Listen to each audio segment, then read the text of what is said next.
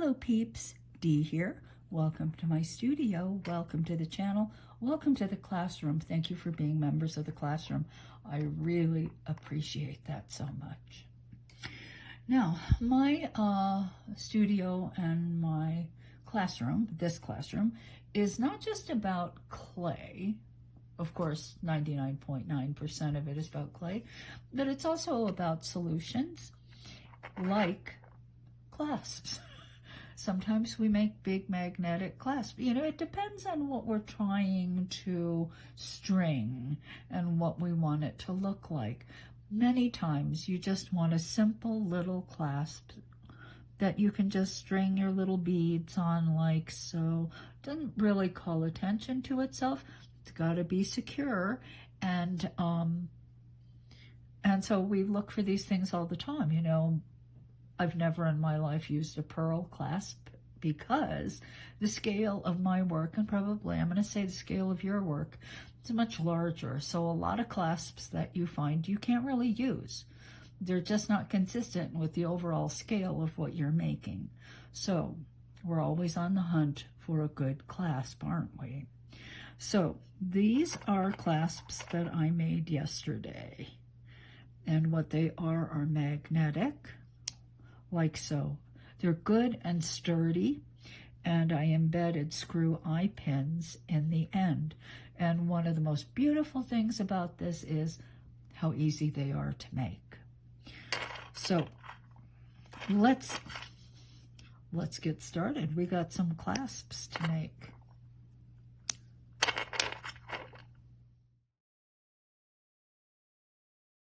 Okay, so how many of you know how much I like Temu?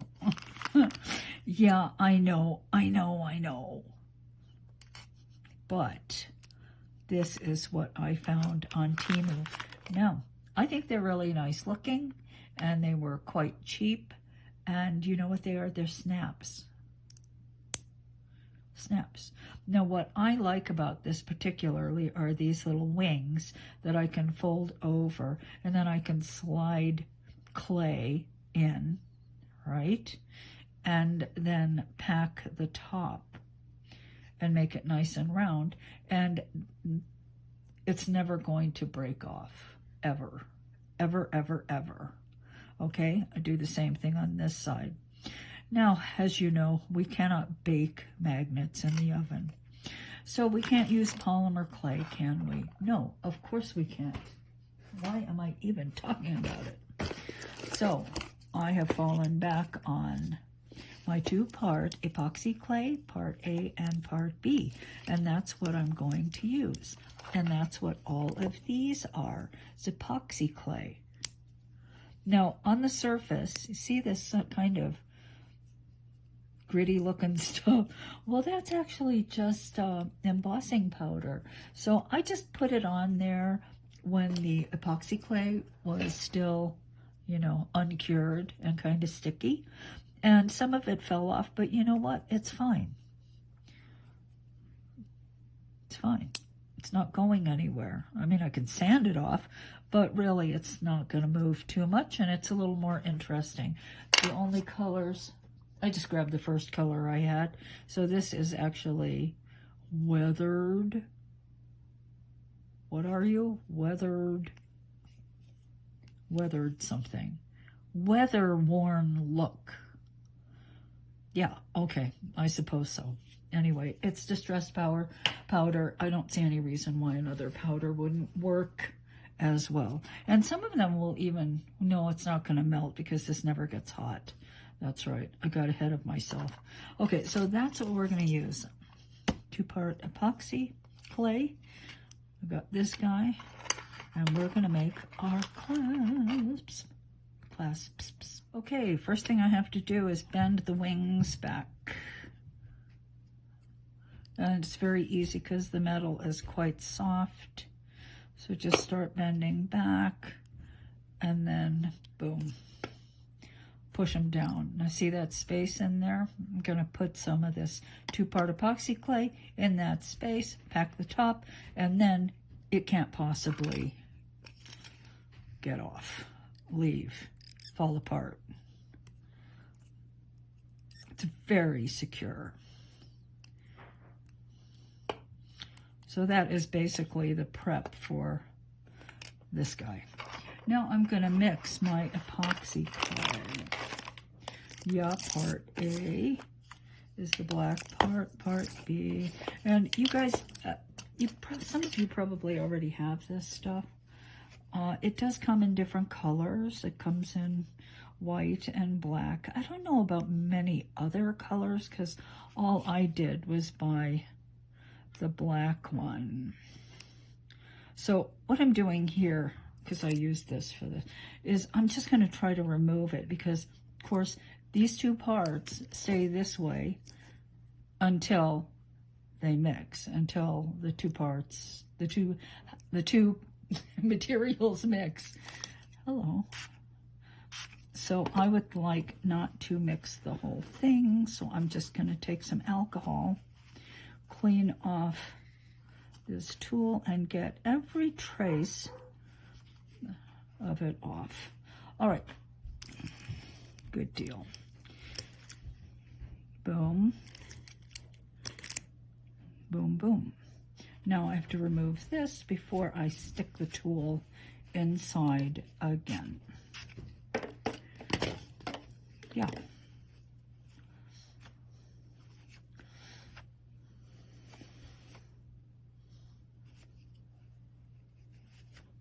Good deal.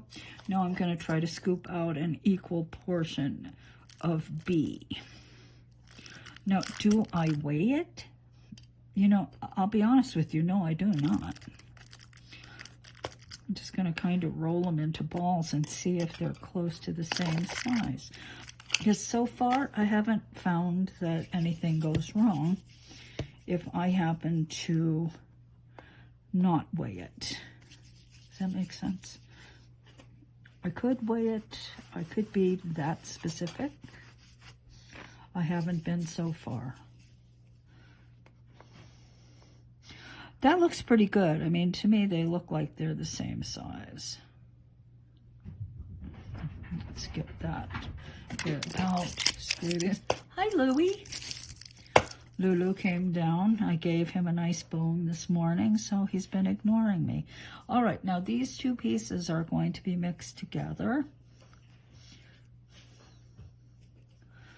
Let me just do this for a little while. And I just mix until I don't see any of the light part B at all. And when I don't see it, I continue mixing for a little bit.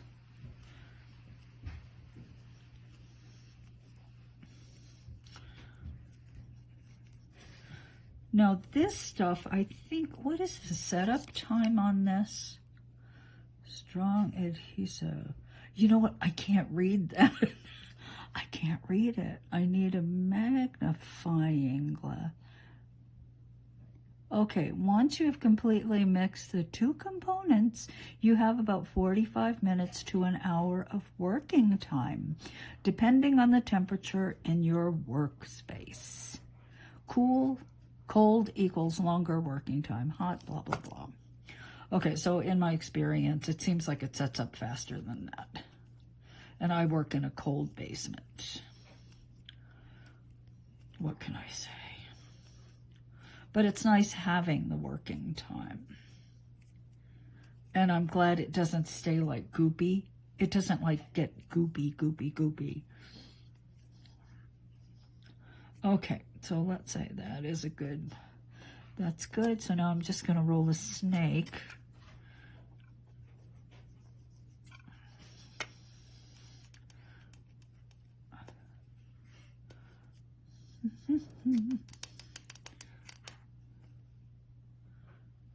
And I'm going to push as much of this little snake as I can right down in there.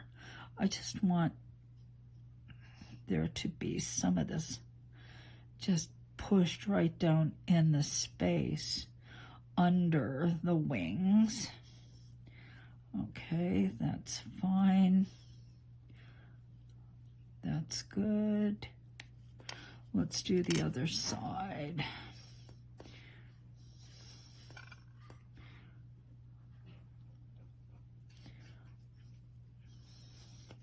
May have to take the little boy out for a walk soon.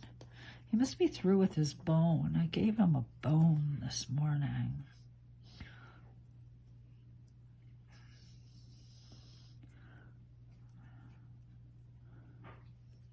Okay. So I think I probably captured the metal wings with this. Okay.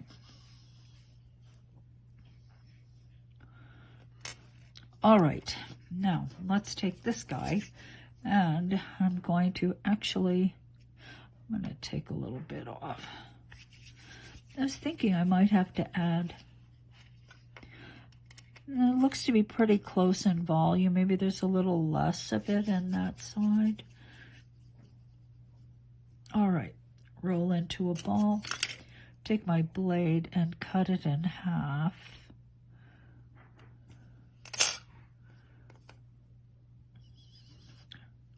Restore the roundness if I can. Come on, let go. Take and push it right there over the top. Now, if there's too much, you can always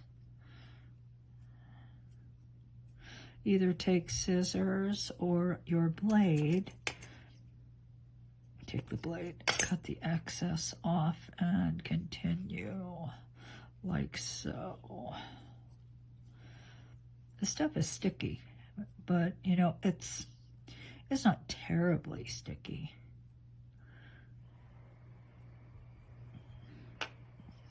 There's one half. We're not finished with it yet. I'm going to assume I'm going to have to cut just a tad off of this side. Make it round, push it back over the top like so, and I don't really let it go over the edge. I want it to be aligned with the edge. You see? Now, how are our two sizes? Maybe this guy needs a little bit less. Push it down. Okay. All right, now let's put the two sides together.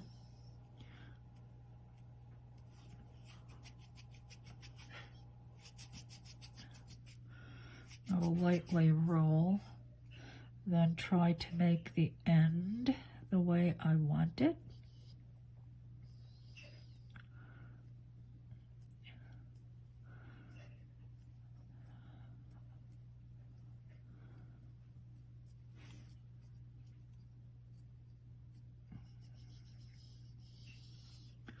And I don't find this any more difficult than if I were working with polymer, to be frank about it. It is stickier, of course, but you know, it's not so sticky. I mean, I'm getting it on my hands, but it's not so terribly sticky that it's like making me want to scream or anything.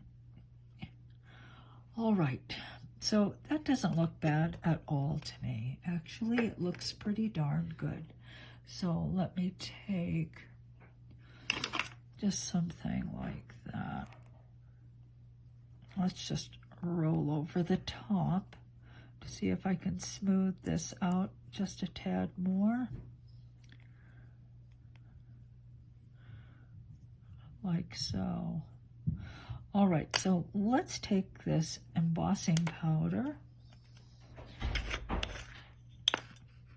Let's just dump it in there. Dump it in there. Now the powder also makes it a bit easier to handle because the piece is definitely less sticky. Okay, there's an excessive amount, it will just kind of brush off. It's not all going to stay there.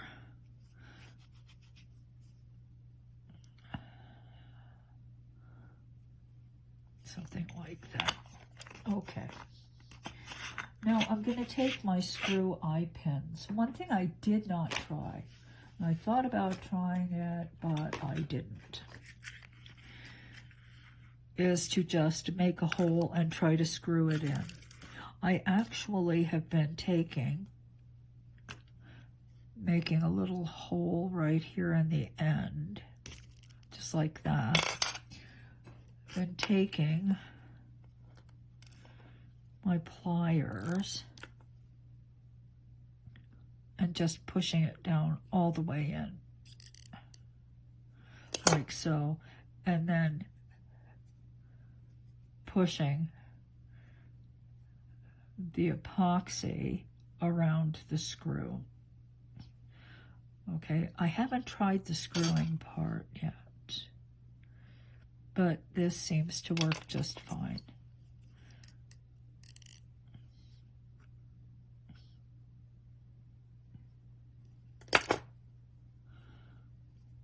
Okay.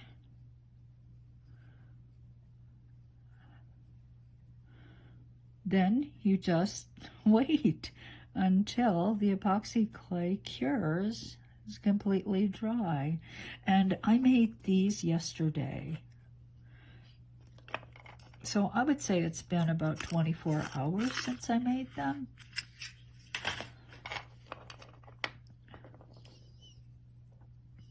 But I really like them. I like them a lot.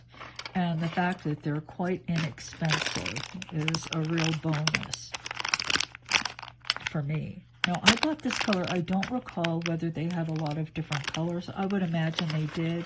I just grabbed them because I figured the brass is sort of a neutral kind of finish for me for my pieces.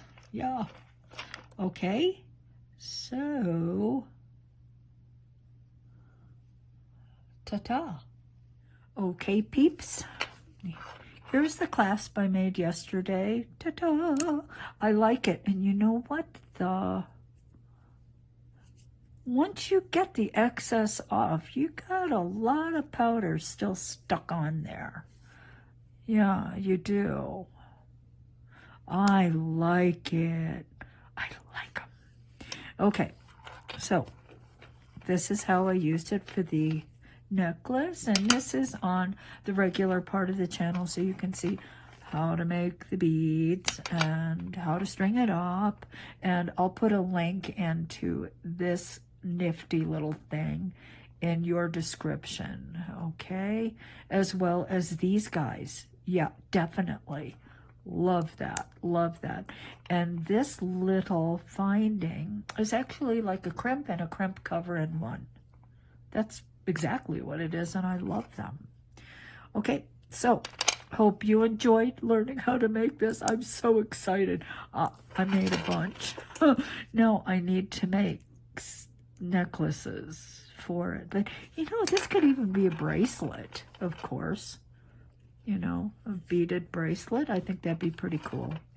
Okay, guys, so that's it for me for this very short little tutorial where I didn't really use any polymer clay, but I thought you might want to know. So, love you guys, and I'm leaving now. So I'm saying goodbye. Bye.